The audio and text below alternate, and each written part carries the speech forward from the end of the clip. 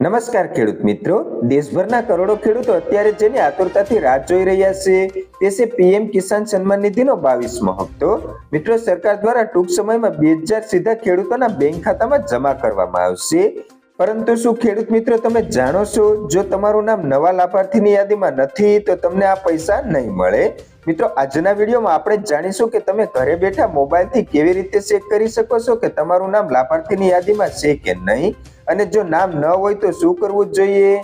અને મિત્રો, તેની સાથે છેલ્લે જાણીશું કે 22મો હપ્તો ક્યારે આવશે, તેની સંભવિત તારીખ શું છે. આ બધી માહિતી વિશે પણ આપણે વાત કરીશું. તેથી મિત્રો, વિડીયોમાં છેલ્લે સુધી બન્યા રહેજો. તો ચાલો મિત્રો, જાજો સમય ન લેતા વિડીયો ચાલુ કરીએ.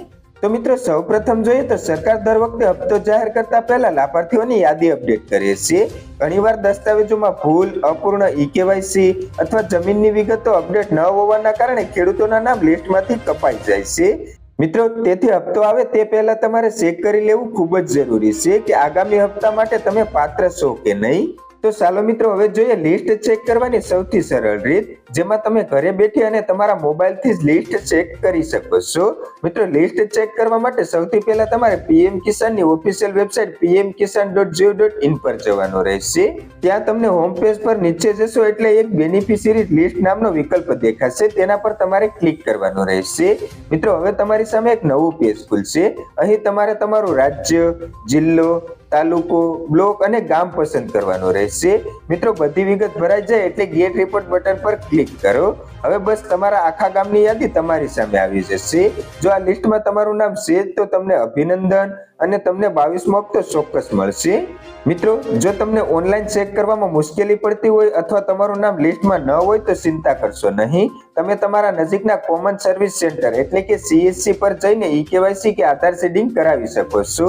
મિત્રો, જો બધું સાચું હોવા છતાં હપ્તો અટકી ગયો તો તમારે તમારી બેંક પાસબુક અને જમીનના દસ્તાવેજો લઈને સ્થાનિક કૃષિ કાર્યાલય કે મહેસૂલા કચેરીનો સંપર્ક કરવાનો રહેશે.